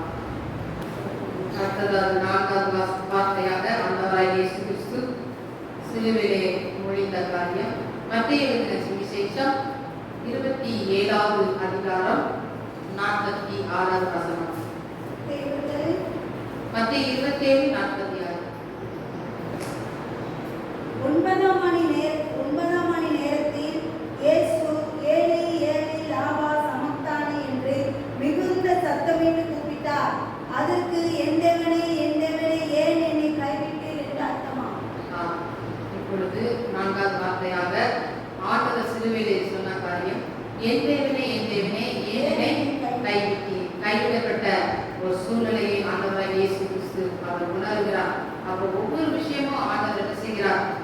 சிலுவையிலே ஆண்டவர் பேசுகிற ஒவ்வொரு வார்த்தைகளும் மிகவும் அர்த்தமுள்ள வார்த்தையா இருக்கிறது, ஜபமாக இருக்கிறது. அப்படிப்பட்ட காரியங்களை ஆண்டவர் என்ன செய்கிறார்? அவர் கடைசி நிமிஷத்துல கூட, அவர் சாக போகிற நேரத்துல கூட ஆண்டவர் என்ன செய்கிறார்? அவருடைய சுவிசேஷத்தை என்ன செய்கிறார்? அறிவிக்கிறவராய் இருந்தார். அன்பை வெளிப்படுத்துகிறவராய் இருந்தார். மனத்திற்கு ஏற்ற கனிகளை கொடுக்கிறவராய் இருந்தார். என்னுடைய பிள்ளைகளை இந்த 4வது வார்த்தையில அவர் சொல்லுகிற காரியம், அவருடைய வேதனை, வலி நிறைந்த குரலிலே அந்த வார்த்தையை சொல்லுகிறார். மிகுந்த வலியோடு வேதனையோடு அந்த வார்த்தையை அவர் சொல்லுகிறார். சரீரத்திலே வேதனை, அவர் சரீரத்துல மாத்திரமல்ல, ஆத்மாவில அவருக்கு ஆன்மீக வேதனை இருக்குது. இந்த மாதிரி வேதனை, சரீர பாடு இதெல்லாம் அவர் அனுபவித்தவராய் காணப்படுகிறார். அப்போ இந்த இடத்துல தீர்க்க தரிசனம் நிறைவேறுகிறதா இருக்கிறது. சங்கீதம் 22:1 என் தேவனே ஏன் என்னை கைவிட்டீர். தாவீது எழுதின இந்த சங்கீதம் சிலுவையை முன்பே என்ன செய்கிறது? விவரிக்கிறதா இருக்கிறது. சங்கீதம் 22:7 அவர்கள் என்னை இகழ்கிறார்கள் என்று சொல்லி தாவீது சொல்கிறார். சங்கீதம் 22:16 என் கைகளையும் கால்களையும் குத்தினார்கள். சங்கீதம் 22:18 என் ஆடைகளை பகிர்ந்தார்கள். இவையெல்லாம் எதில் நடந்தது? சிலுவையிலே நடந்தது. முன்கூட்டியே அந்த சொல்லப்பட்ட தாவீதின் மூலமாக சொல்லப்பட்ட அந்த தீர்க்க தரிசனங்கள் அங்கே சிலுவையிலே அதெல்லாம் நடந்து நிறைவேறினதால் காணப்பட்டது. தேவனுடைய பிள்ளைகளே, அப்ப பாருங்க, ஆண்டவராகிய இயேசு வலி நிறைந்த குரலிலே மிகுந்த துக்கத்தோடு அந்த வார்த்தையை சொல்கிறார். ஒரு குடும்பம் இருக்குது, அந்த குடும்பத்துல ஒரு பண கஷ்டம் வருகிறது. பண கஷ்டம் வரும்போது அந்த பண கஷ்டத்தை மனைவி என்ன செய்யறாங்க? தாங்கி கொள்றாங்க. அப்போ அந்த பண கஷ்டத்தை அவங்க தாங்கி கொள்றாங்க. அதுக்கப்புறம் அவங்க வாழ்க்கையில நடக்கிற விஷயம் என்னன்னா, அவங்களுடைய சொந்த பந்தங்கள் எல்லாம் அவங்க என்ன செஞ்சது? கைவிட்டு விட்டது. அப்போ அதையும் அவங்க என்ன செஞ்சுட்டாங்க? பொறுத்து கொண்டாங்க. அதுக்கப்புறம் அவங்க வாழ்க்கையில வந்த போராட்டம் வேதனை என்னன்னா, அவங்க சரீரம் எல்லாம் வியாதியினால் என்ன செஞ்சது? பாதிக்கப்பட்டது. வியாதியினால பாதிக்கப்பட்ட போது அவர்கள் என்ன செஞ்சாங்க? அதையும் அவர்கள் சகித்து கொண்டார்கள். அதுக்கப்புறம் அவங்க வாழ்க்கையில இன்னொரு வேதனையான சம்பவம் நடந்து, அது என்னன்னா, அவங்களுடைய கணவன் அவர்களை விட்டு வேறு பெண்ணுடன் அவர்கள் சென்றுவிட்ட அந்த காரியம் அவர்களுக்கு மிகுந்த வேதனை அளித்தது. அந்த காரியத்தை அவர்களால் என்ன செய்ய முடியல? தாங்கிக் கொள்ள முடியல. இந்த சகோதரி என்ன செய்யறாங்க? மிகவும் துடிக்கிறாங்க, தவிக்கிறாங்க, அப்புறம் புலம்புறாங்க. அவங்களால தாங்க முடியாத ஒரு வேதனை. தேவனுடைய பிள்ளைகளே, இப்படிப்பட்ட தாங்க முடியாத வேதனை, தவிப்பின் வேதனை ஆண்டவராய் இயேசு கிறிஸ்து என்ன செய்தார்? சிலுவையிலே அவர் என்ன செய்தார்? சுமந்தார், அவர் தவித்தார். ஆண்டவரே ஏனென்னை, தேவனே ஏனென்னை கைவிட்டீர் என்று சொல்லி அவர் தவித்தார், புலம்பினார். அது மாத்திரமல்ல, நம்ம ஈசாக்கை குறித்து நம்ம பார்க்கும்போது ஈசாக்கு வந்து மோரியா மலையிலே போயிட்டு அங்கே ஆபிரகாம் ஈசாக்கு என்ன செய்கிறார், பலியிட போகிறார். அப்ப அந்த கட்டையிலே ஈசாக்கை ஆபிரகாம் கடத்தி வைத்து நல்லா கையெல்லாம் கட்டி இப்போ அவனை ரெடியா பலியிடத்துக்கு வைத்திருக்கிறாங்க. அப்போ அந்த ஈசாக்கு எவ்வளவு வேதனையா இருக்கு. அப்பா அந்த மரண நேரத்துல அவன் பயந்துருப்பான். அப்பா நம்மளை கூப்பிட்டாரு, அம்மாட்ட இருந்து நம்மளை பிரிச்சு கொண்டு வந்தாரு, நான் மலையில போய் பலி செலுத்த போறேன்னு சொன்னாரு. அப்புறம் வேலைக்காரங்கிட்டலாம் நீங்க அங்க இருங்க, நான் பலி செலுத்த போறேன்னு சொன்னாரு. வேலைக்காரங்கிட்ட இருந்து என்னை பிரிச்சு கொண்டு வந்தாரு. ஆனா இங்க வந்து என்னை வழியில போகிறார் என்பதை அப்பா சொல்லல. இப்ப நான் வழிக்கு ஆடாய் மாறி இருக்கிறேனே என்று சொல்லி அவன் மிகுந்த பயத்தோடு இருப்பான். அவன் அப்பா கத்தி எடுத்து கொடுத்த அந்த ஓகும்போது அவனுடைய ஈரப்பம் எல்லாம் நடுங்கி இருக்கும். அவன் ரொம்ப பயந்திருப்பான், ரொம்ப வேதனையா இருந்திருப்பான். யோசிப்பாருங்க அந்த ஈசாக்குடைய அந்த சூழ்நிலை. அப்படிப்பட்ட சூழ்நிலை இருக்கும்போது ஆண்டவராய் இயேசு கிறிஸ்து என்ன செய்தார், அந்த ஈசாக்கை கைவிடவில்லை. கைவிடாதவராய் ஆண்டவர் என்ன செய்தார், காப்பாற்றினார். ஆண்டவர் ஆபிரகாமுடன் பேசி உன் கத்தியை உரையிலே போடு என்று சொல்லி அப்படியே ஈசாக்கை தப்புவித்தார். தேவனுடைய பிள்ளைகளே, அப்போ இந்த இடத்திலே இந்த 4வது வார்த்தையை நாம் பார்க்கும்போது கைவிடப்பட்டதான ஒரு சூழ்நிலை போல ஒரு அனுபவம் அவருடைய வாழ்க்கையிலே வந்தாலும் பிதாவாகிய தேவன் ஆண்டவராகிய இயேசு கிறிஸ்து சிலுவையிலே ஒரு ஜெயத்தை கொடுத்தார். அப்ப பாருங்க, அங்கே இது ஒரு ஜபமான வார்த்தையாய் இது காணப்படுகிறது. எல்லா ஜபங்களும் ஆண்டவர் செய்கிற எல்லா ஜபங்களும் எப்படி ஜோம்னாரு, பரமண்டலங்களே இருக்கிற ஜபத்தை நம்ம பார்க்கிறோம். அப்ப ஆண்டவர் என்ன சொன்னார், பரமண்டலங்களில் இருக்கிற எங்கள் பிதாவே அப்படின்னு சொல்லி ஜோம்னாரு. அப்போ நிறைய இடங்களில் ஆண்டவர் பிதாவே என்று சொல்லிதான் ஜெபிக்கிறார். அப்புறம் யோவான் 17:11 நீதியுள்ள பிதாவே என்று சொல்லி இங்கே சொல்லுகிறார். அப்போ 17:20 யோவான் 17:25 பிதாவை குறித்து அங்கே சொல்கிறார். அப்போ பிதாதான் ஆண்டவராகிய இயேசு கிறிஸ்துவுக்கு மூச்சாக உயிராக காணப்பட்டது.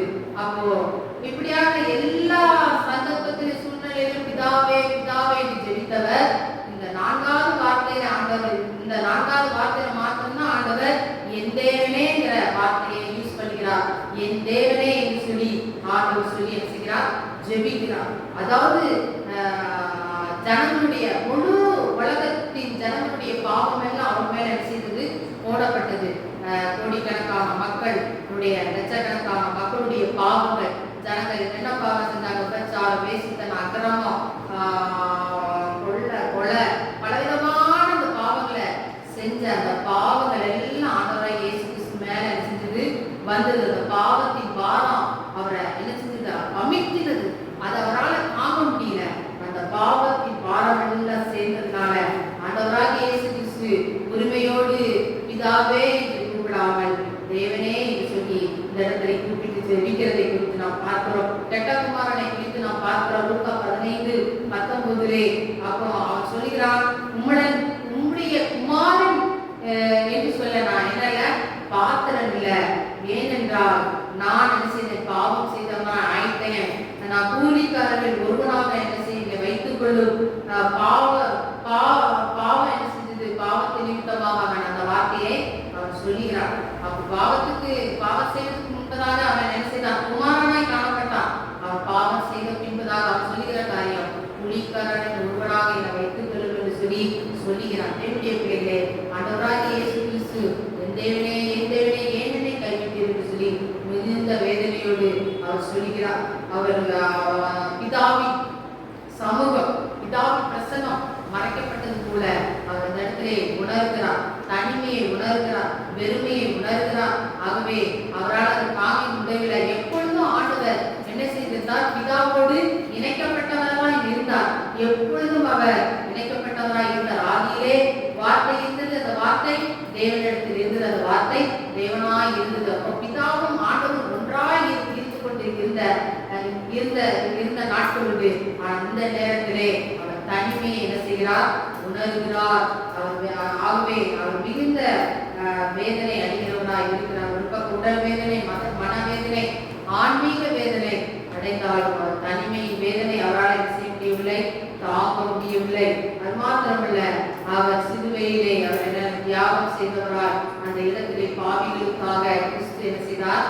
நமக்காக பலியானார். ரோமர் 5:8 அங்கே சொல்லப்பட்டிருக்கிறது. ஏசாயா 53:5 அவருடைய அடிகளினால் நாம் சுகம் அடைந்தோம் என்று சொல்லி தேவனுடைய நமக்காக ஆண்டவராய் இயேசு கிறிஸ்து மரித்தார். அவருடைய அன்பின் ஆழம் மிகவும் பெரியது. ஆண்டவர் சிலுவையில் என்ன செய்தார்?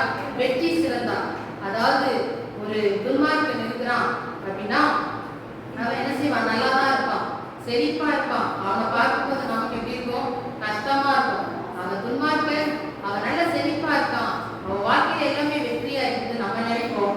ஆனா ஆண்டவராகிய இயேசு கிறிஸ்து அன்பினால் என்ன செய்தார்? சிலுவையை ஜெயித்தார். ஆகவே அங்கே நாம் கிறிஸ்துவின் மேல் வைத்திருக்கிற அந்த அன்பின் நிமித்தமாக நாம் என்ன செய்கிறோம்? இந்த உலகத்தின் காரியங்கள் எல்லாவற்றையும் நாம் தான் ஜெயம் பெற்றவர்களாய், ஜெயம் கொண்டவர்களாய் கிறிஸ்துவின் சமூகத்திலே நிற்கிற பிள்ளைகளாய் நாம் இருப்போம். ஆகவே ஒருபோதும் என்ன செய்யக்கூடாது? சோர்ந்து போகக்கூடாது. நாம் வெற்றி பெற்றவர்கள், வெற்றியாளர்கள். ஆகவே நாம் துன்மார்க்கரை கொண்டோ மற்ற காரியங்களை கொண்டோ நாம் என்ன செய்யக்கூடாது? சோர்ந்து போகக்கூடாது. ஆண்டவராக இயேசு கிறிஸ்து தனிமையிலே இருக்கப்பட்ட ஒரு சூழ்நிலையை போல உணர்ந்தாலும் அவர் சோர்ந்து போகவில்லை, மனம் தளரவில்லை, அவர் ஜெபிப்பதை நிறுத்தவில்லை. விசுவாசத்தோடு அந்த இடத்துல தேவனை ஏன் என்னை கைவிட்டு இருக்கிறது அவர் ஜெபம் பண்றாரு. உணர்ந்து தேவனுடைய பிள்ளைகள் அவர் நிச்சயமாகவே கைவிடப்படவில்லை. அவர் சிலுவையில் என்ன செய்தார்? வெற்றி சிறந்தார். அவர் சிலுவையிலே மரித்ததின் விளைவாக மீண்டும் அங்கே மனிதன் அங்கே பாவமணி படைத்தை மீண்டும் அந்த ஜீவ விருட்சத்தின் கனியை அங்கே பெற்றுக்கொண்டார். அங்கே மீண்டும் அங்கே தேவனோடு இணைக்கப்படுகிற ஒரு அனுபவத்தை ஆண்டவர் சிலுவையின் மூலமாக நமக்கு என்ன செய்தார்?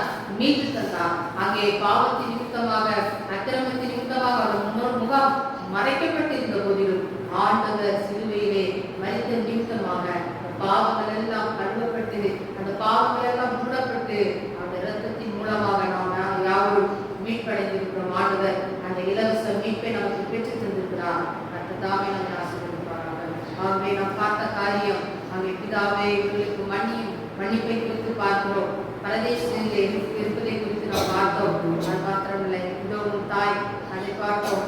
என் தேவனே ஏன் என்னை கைவிட்டு என்ற 4 வார்த்தையை பார்க்கின்றோம். 5, 6, 7 வார்த்தையாக நம்முடைய போதகர் மத்தியிலே வருவார்கள். சிலுவையிலே 7 பூக்களை நாம் பார்க்கிறோம். எத்தனை பூக்கள்?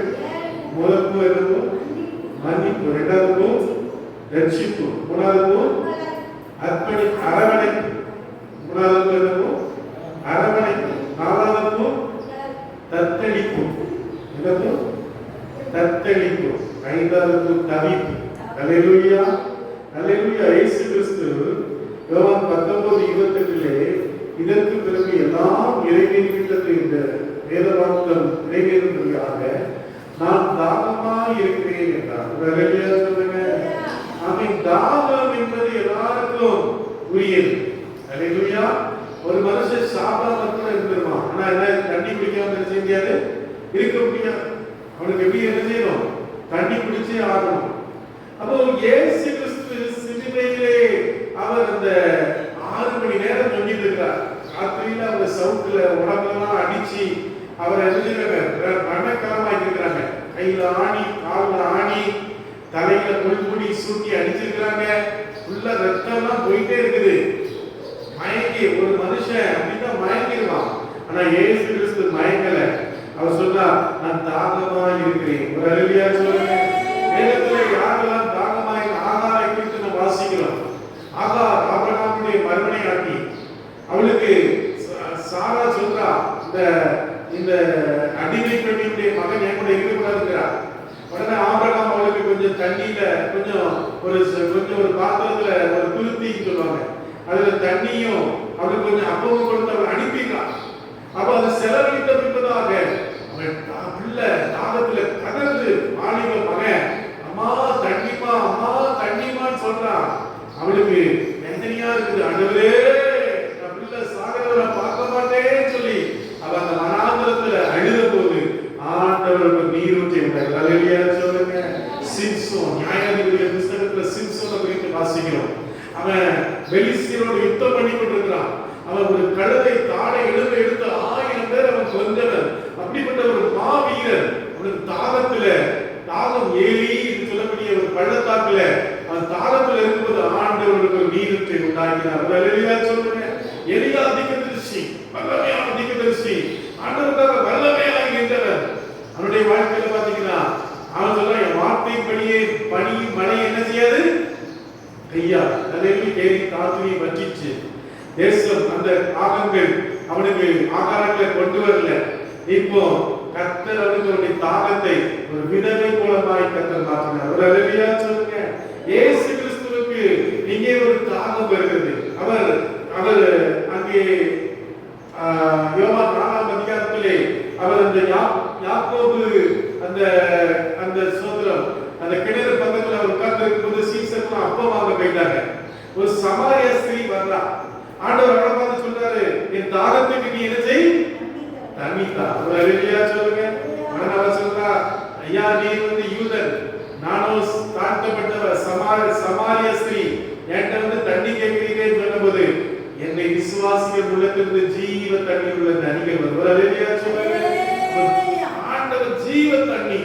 அல்லேலூயா. இங்கே இயேசு கிறிஸ்து எதை குறித்து சொல்ற? ஜீவ தண்ணீரை குறித்து சொல்றார். உலகத்துல ஒரு தண்ணீர் அல்ல. தண்ணீர் என்று சொன்ன உடனே அவருக்கு கசப்பான அந்த பானத்தை அவருக்கு கொடுக்குறாங்க, குடிக்க கொடுக்குறாங்க அங்க இருந்தவங்க எல்லாம். ஆனா அவருக்கு இருந்த தாகம் எப்படியாவது ஆத்மாவை ரட்சிக்கப்படணுமே, ஆத்மா ரட்சிக்கப்படுவதாக நம்ம இந்த உலகத்தை விட்டு போறவே, சீஷர்கள் ஒழுங்கா ஊழியத்தை செய்வாங்களா, இன்னும் ஆத்மா சுவிசேஷம் அறிவிக்கப்படுமா அப்படிங்கிற ஒரு வேதனையோடு அவர் என்ன செய்தார்? ஒரு சோகத்தோடு கூட இருக்கிறார். ஒரு அல்லேலூயா சொல்லுங்க. அப்ப அன்பான தேவ பிள்ளைகளே, இன்னைக்கு நம்முடைய தாகம் எப்படியா இருக்குன்னு சொல்லுங்க? ஆத்ம தாகமா இருக்கணும். அல்லேலூயா. ஆத்மாக்களுக்காக அழுது ஜெபம் பண்ணணும். அல்லேலூயா. ஒரு ஊழியக்காரர், அவர் பேர் எனக்கு ஞாபகம் இல்லை. அவர் ஒரு நாள் ராத்திரி பாத்ரூம் போறதுக்காக போயிருக்கார். போனபோது அங்க இருந்த சில வாலிபர்கள் அழுது ஜெபம் பண்ண, ஆண்டவரே இந்த டாக்டரை ரட்சிங்க, இந்த டாக்டரை ரட்சிங்க, இந்த டாக்டரை ரட்சிங்கன்னு அழுது ஜெபம் பண்ண. ஏன் எனக்காக ஜெபம் பண்ணணும் அப்படின்னு சொல்லி அவர் நீங்க ரட்சிக்கப்பட்டார். அவர் அல்லேலூயா சொல்லுங்க. அப்ப அழிந்து போகிற ஜனங்களுக்காக நீங்க அழுது ஜெபம் பண்ணணும். ராத்திரி எழுப்பி ஜெபம் பண்ணணும், பகல்ல ஜெபம் பண்ணணும். ஆண்டவரே, ஒரு ஜான்டாக் ஜெபித்தான், ஆண்டவரே ஸ்காட்லாந்தை காலம் இல்லாவிட்டால் ஜீவனை எடுத்துக்கணும். அல்லேலூயா சொல்லுங்க. அல்லேலூயா. அல்லேலூயா. இன்னைக்கு நம்ம புது Dress, புது சேலை, புது இது வாங்கிட்டேன்னா சொல்லுவோம், செத்துருவேன், நான் இருக்க மாட்டேன்னு சொல்லுவோம். ஆனா தேவ பிள்ளைகள் எல்லாம் ஆத்மா தாகத்தினால அழிந்து போகிற ஜனங்கள்னால, ஒரு டிஜிஎஸ் தினகரன் ஐயா ஒரு நாள் ஒருத்தர் ஜெபம் பண்ண சொல்லியிருக்கிறாங்க. ஜெபம் பண்ண சொன்னப்போ, யா என் குழந்தை சாக போதியா, ஜெபம் பண்ணுங்கயா சொல்லிருக்காங்க. இந்த குழந்தை செத்து போயிடுச்சு. அவருக்கு வேதனை. ஆண்டவரே, இப்படி எத்தனையோ குழந்தைங்க சாகுறாங்களே, எத்தனையோ பேர் வியாதியில இருக்கிறாங்களே அப்படின்னு சொல்லி ஒரு 6 வருஷம் ஜெபம் பண்ணாங்க. எத்தனை வருஷம்? ஒரு நாள் ஜெபம் இருக்கும்போது ஆண்டவர் அப்படியே பரலோகத்துக்கு கொண்டு போனார். பரலோகத்துல கொண்டு போய் ஆண்டவர் ஆவியின் மரத்தினால பிரகாசிக்க பண்ணி உள்ளங்கன்னு ஒரு பெரிய எழுப்புதலை கொண்டு வந்தார். அல்லேலூயா சொல்லுங்க. ஒரு சீக்கிய பாஸ்டர் ஜெபம் பண்ணார். தினகரன் நீ இருக்கிறது தினகரன், அவ்வளவா ஜனங்கள் ரட்சிக்கப்படுறாங்க, ஜனங்கள் ரட்சிக்கப்படுறாங்க, நீ இருக்கிறது தினகரன், உனக்காக நான் ஜெபம் பண்ணேன்னு சொல்லி ஒரு சுகமில்லாம இருக்கும்போது ஒரு சீக்கிய பாஸ்டர் சொன்ன அருமையான தேவ பிள்ளைகளே, இன்னைக்கு ஆத்மாக்களை குறித்த ஒரு தாகம் நமக்கு தேவை. அல்லேலூயா. அல்லேலூயா. ஓ தாவீது சொல்கிறார், மான்கள் நீரோடைகளை வாஞ்சிப்பது போல என் ஆத்மா தேவன் மேலே தாகமா இருக்கிறது. ஒரு அல்லேலூயா சொல்லுங்க. அப்ப அருமையான தேவ பிள்ளைகளே, இன்னைக்கு ஆண்டவராகிய கர்த்தர் ஏசாயா 55:1 ஓ தாகமா இருக்கிறவர்களே, நீங்கள் எல்லாம் என்ன செய்யுங்கள்? என்னிடத்திலே வாருங்கள். அல்லேலூயா. மத்தேயு 11:28 சொன்னார், வருத்தப்பட்டு பாரம் சுமக்கிறவர்களே நீங்கள் என்னிடத்திலே வாருங்கள், நான் உங்களுக்கு என்ன செய்வேன்? இளைப்பாறுதல் தருவேன். அல்லேலூயா. அப்ப இயேசுவின் தாகத்தை நம்ம எப்படி மாற்ற முடியும்? எப்படி மாற்ற முடியும்? நம்ம இயேசுவை போல பாரங்களோடு ஜெபிக்க வேண்டும். அல்லேலூயா. 6வது வார்த்தை என்ன வார்த்தை? வாசிங்க. யோவான் 19:30. யோவான் 19ஆம் அதிகாரம் 30ஆம் வசனம். 6வது வார்த்தை வாசிங்க. சீக்கிரம் சீக்கிரம் வாசிங்க. சீக்கிரம் இயேசு காடியை வாங்கின பின்பு முடிந்தது என்று சொன்னார். அல்லேலூயா சொல்லுங்க. அல்லேலூயா. ஆதியாகமம் 1ஆம் அதிகாரத்துல அவர் என்ன செய்தார்? 6 நாள்ல வானத்தையும் பூமியையும் என்ன செய்தார்? படைத்து முடித்தார். அல்லேலூயா. 6 நாள்ல வானத்தையும் பூமியை படைத்தார். ஆனாலும் ஆதாம் ஏவாள் பாவம் செய்தபடினால திரும்பவும் ஒரு பிறப்பு இயேசு கிறிஸ்து பிறக்க வேண்டியதா இருந்தது. ஒரு அல்லேலூயா சொல்லுங்க. அல்லேலூயா, அல்லேலூயா. ஆமென். கிரேக்க மொழியில அதனுடைய பேர் என்ன? டெடலேஸ்தாய். டெடலேஸ்தாய். டெடலேஸ்தாய் என்றால் வேலை முழுமையாய் முடிந்தது. ஒரு அல்லேலூயா சொல்லுங்க. நம்ம ஒரு வீடு கட்டுறோம். அந்த வீடு கட்டி ஆரம்பத்தில் அஸ்திவாரம் போடுவோம், அப்புறம் கட்டுவாங்க, பூசுவாங்க, வெள்ளை அடிப்பாங்க. வெள்ளை அடிச்சு கான்ட்ராக்டர் கிட்ட சாவி கொடுக்கும்போது சொல்லுவாங்க, ஐயா வேலை முடிஞ்சிட்டியா? ஒரு அல்லேலூயா சொல்லுங்க. அல்லேலூயா. அதே போல வேலை முழுமையாக முடிந்தது, கடன் செலுத்தப்பட்டது, தேவனுடைய திட்டம் நிறைவேறுகிறது. எல்லாம் கரங்களை தட்டி கர்த்தரை ஸ்தோத்திரம் பண்ணுவோம். அல்லேலூயா. நமது பாவ கடன் செலுத்தப்பட்டது. ஒரு அல்லேலூயா சொல்லுங்க. அல்லேலூயா. ரட்சிப்பின் திட்டம் ஆரம்பமானது. அல்லேலூயா, அல்லேலூயா. ஆதியாகமம் 3:15 உன் வித்துக்கு அவள் வித்துக்கு நான் என்ன செய்வேன்? பகை உண்டாக்குவேன். அவர்கள் தரையை நசுமாட்டியவர் புதிய மேசியா. மேசியாவை பற்றிய தீர்க்கதரிசனம் அதுலதான் வருது. பழைய ஏற்பாட்டில் பலிகள் செலுத்தப்பட்டது. ஆடுகள், காளைகள், அங்கே புறாக்கள் பலி கொடுத்தார்கள். அல்லேலூயா. இரத்தத்தினாலே பாவ நிவர்த்தி பண்ணப்பட்டது. காளைகள் இரத்தத்தின் பாவத்தை அகற்ற முடியவில்லை. இயேசு கிறிஸ்து தேவ ஆட்டுக்குட்டியார். ஒரு அல்லேலூயா சொல்லுங்க. உங்களுக்காக எனக்காக அவர் பலியானார். அல்லேலூயா, அல்லேலூயா. ஆண்டவர் உங்களுக்காக அவர் என்ன செய்தார்? சிலுவையிலே மரித்தார், அடக்கம் பண்ணப்பட்டார், மூன்றாம் நாளிலே உயிர்த்தெழுந்தார். அல்லேலூயா, அல்லேலூயா. வேதத்திலே எத்தனை தீர்க்கதரிசனங்கள் இயேசு கிறிஸ்து பிறப்பை குறித்து எத்தனை தீர்க்கதரிசனங்கள் இருக்குமா? 300 தீர்க்கதரிசனங்கள். எத்தனை தீர்க்கதரிசனங்கள்? 300 தீர்க்கதரிசனங்கள். எஸ்ஐயா 53, சங்கீதம் 22, சகரியா 12:10 இதெல்லாம் இயேசு கிறிஸ்துவின் பிறப்பு, இயேசு கிறிஸ்துவின் அந்த மரணம் எல்லாத்தையும் சொல்லுங்க. கொலோசியர் 2:14 வாசிக்கலாம். கொலோசியர் 2:14 வாசிங்க.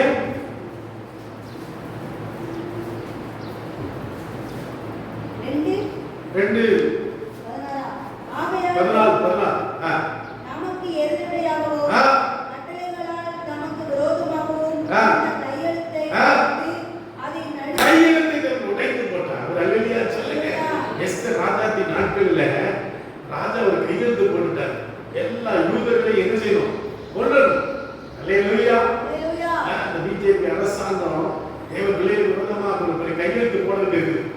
இந்தியாவை இந்து தேசமா மாத்தி கிறிஸ்தவ காலைகள் எல்லாத்தையும் மூடி கிறிஸ்தவங்க பின்னால அவங்க திரும்பவும் அவங்க தாய் மதத்துக்கு திரும்பணும், இல்லைன்னா அவங்கள கொலை செய்யும்படியாக அவர்கள் தேசத்துல கிடையாதுன்னு சொல்லி நம்முடைய ஓட்டு உரிமை, நம்முடைய எல்லா உரிமையும் எடுக்கிறதுக்காக திட்டம் போட்டுருக்கிறாங்க. அதே போல எஸ்தர் ராஜாத்தி காலத்துல அன்னைக்கு ஒரு திட்டம் அது உருவாக்கப்பட்டது. ஒரு அல்லேலூயா சொல்லுங்க. ஒரு மொர்தெகாயும் ஒரு எஸ்தர் ராஜாத்தியும் ஒரு உபவாசம் ஜெபித்த போது கர்த்தர் சட்டங்களை மாற்றி போட்டார். எல்லாம் கரங்களை தட்டி சொல்றாங்க. இன்னைக்கு உங்களுக்கு விரோதமா இருக்கிற சட்டங்கள், உங்களுக்கு விரோதமா இருக்கிற தீர்மானங்கள் பிசாசுகளை அழிக்கணும், பிசாசுகளை நிர்மூலமாக்கணும், பிசாசுகளை வாழ விடக்கூடாதுங்கிற எல்லா திட்டங்களும் இயேசு காலங்களிலே தைத்து வருகிறார். நீங்கள் சுதந்திரமானீர்கள், நீங்கள் வாழக்கூடியவர்கள். பிரியமானவரே, உன் ஆத்மா வாழ்வது போல நீ எல்லாவற்றிலும் வாழ்ந்து சுகமாயிரு. அல்லேலூயா சொல்லுங்க. பிசாசு தோற்று போனான். அல்லேலூயா சொல்லுங்க. ஆண்டவர் எல்லா அதிகாரங்களையும் துறைத்தனங்களையும் உரிந்து கொண்டு வெளியரங்கமான கோலமாக்கி சிலுவையிலே வெற்றி திறந்தார். சாத்தானை எபிரேயர் 2:14 சாத்தானை அழித்தார். அல்லேலூயா சொல்லுங்க. ஆலய திரை மேலிருந்து கீழே இரண்டாக பிரிந்தது. இந்த நாட்கள்ல பிரகாரம் பரிசுத்த ஸ்தலம், மகா பரிசுத்த ஸ்தலம். இன்னைக்கு நம்ம வந்து எல்லாம் நம்ம பாடலாம், பாடுறோம், பிரசங்கம் பண்றோம். அன்னைக்கு வர முடியாது. பிரதான ஆசாரியர் பரிசுத்த வந்தவங்க தான் போக முடியும். ஆனா இயேசு கிறிஸ்து சிலுவையிலே மரித்தபடினாலே திரைச்சீலை இரண்டாய் பிறந்தது. அல்லேலூயா. எல்லாம் ஒன்றானது, எல்லாம் ஒன்றானது. யாராலும் வந்து பிரசங்கம் பண்ணலாம், யாராலும் வந்து பாட்டு படிக்கலாம், யாராலும் வந்து கர்த்தரை துதிக்கலாம். எல்லாம் கரங்களை தட்டி கர்த்தரை ஸ்தோத்திரம் பண்ணுங்க. அல்லேலூயா. கிருபையின் கதவு திறந்தது. ஆண்டவர் ரட்சித்திருக்கிறார். நான் எத்தனை பாவம் செஞ்சாலும், எத்தனை அநியாயம் செஞ்சாலும் இயேசு கிறிஸ்துவின் ரத்தம் சகல பாவங்களை நீக்கி சுத்திகரிக்க. எல்லாம் கரங்களை தட்டி கர்த்தரை ஸ்தோத்திரம் பண்ணுங்க. அல்லேலூயா. சிலுவையிலே தேவன் வெற்றி கொடுத்திருக்கிறார்.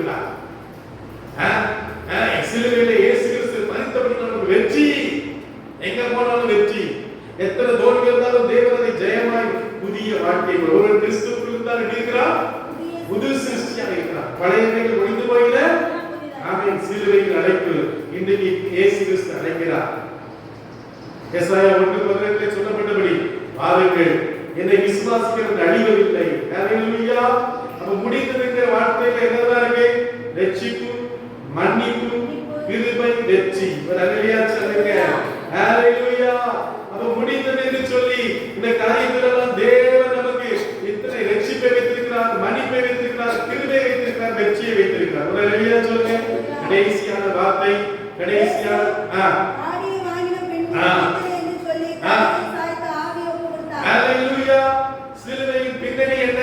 இயேசு கிறிஸ்துவை அரெஸ்ட் பண்றாங்க, விசாரணை பண்றாங்க, அவரை அவமானப்படுத்துறாங்க, அவர் சிலுவையில் அறைகிறாங்க. ஒரு ஹalleluya சொல்லுங்க. ஹalleluya. சிலுவை என்பது என்ன? சொல்லுங்கம்மா. சிலுவைனா என்ன? சொல்லுங்க. சிலுவை என்பது என்ன? ரட்சிக்கப்படுகிற இடம். ஹalleluya.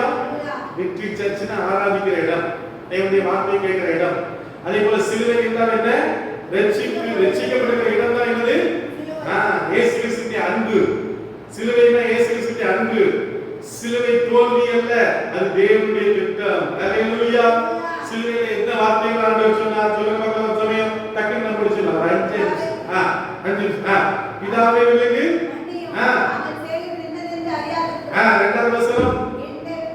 இன்னைக்கு நீ என்னோட கூட அடுத்து அடுத்த வசனம். என் தேவனே. அடுத்த வசனம்.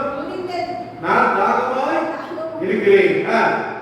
அடுத்து முடிந்தது. அடுத்து பிதாவே உம்முடைய கைகளில். ஹalleluya. ஹalleluya.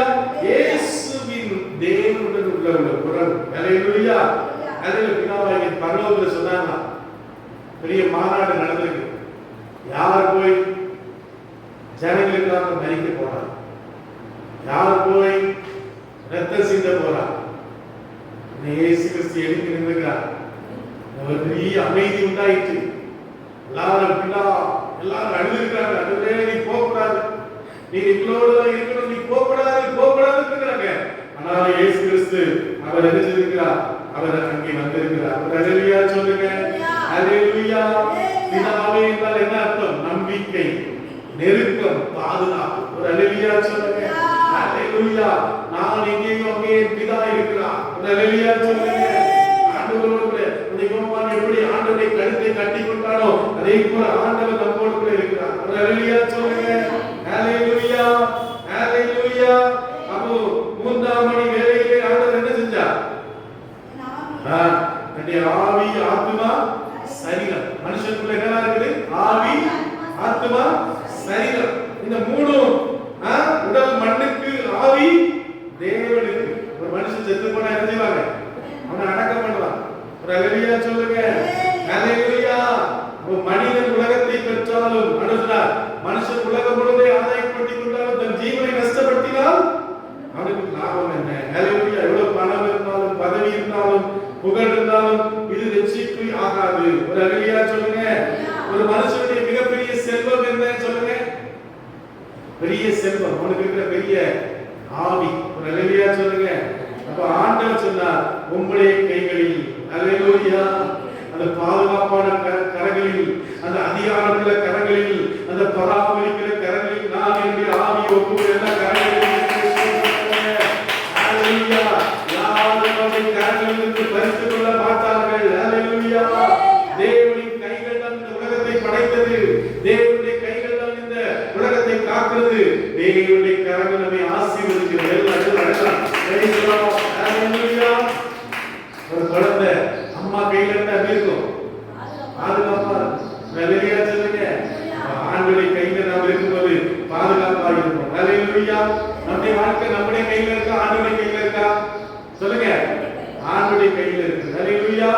இயேசு கிறிஸ்து தன்னுடைய வாழ்க்கை முழுவதும் ஒப்புக் கொடுக்கிறார். கெட்செமனேயிலே ஆண்டவர் லூக்கா 22:42 என்னுடைய சித்தம் அல்ல உம்முடைய சித்தமே ஆகக்கடவது. ஹalleluya. மரண தருவாயில் ஒப்புக் கொடுத்தார். இது நம்பிக்கையின் உச்சம். விசுவாசியின் வாழ்க்கையை நாம் செய்ய வேண்டும். வாழ்க்கையை ஒப்புக் கொடுக்கணும், குடும்பத்தை ஒப்புக் கொடுக்கணும், எதிர்காலத்தை ஒப்புக் கொடுக்கணும், ஆவியை ஒப்புக் கொடுக்கணும். ஒரு ஹalleluya சொல்லுங்க. யாரெல்லாம் ஒப்பு கொடுத்தார்கள் வேதத்திலே? ஆபிரகாம், யோசேப்பு, தானியேல், பவுல். அல்லேலூயா சொல்லுங்க. அல்லேலூயா. அப்ப கடைசி வார்த்தை ஒரு தோல்வியின் வார்த்தை அல்ல, அது ஒரு வெற்றி முழக்கம். அல்லேலூயா சொல்லுங்க.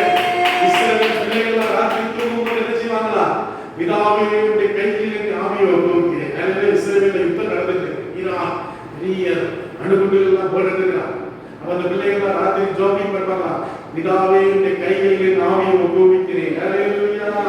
அல்லேலூயா. நான் செய்ய வேண்டிய ஜெபம், ஆண்டவரே என் வாழ்க்கையை, என் குடும்பத்தை, என் எதிர்காலத்தை, என் ஆவியை கையில் ஒப்புவிக்கிறேன். எல்லா கண்களில்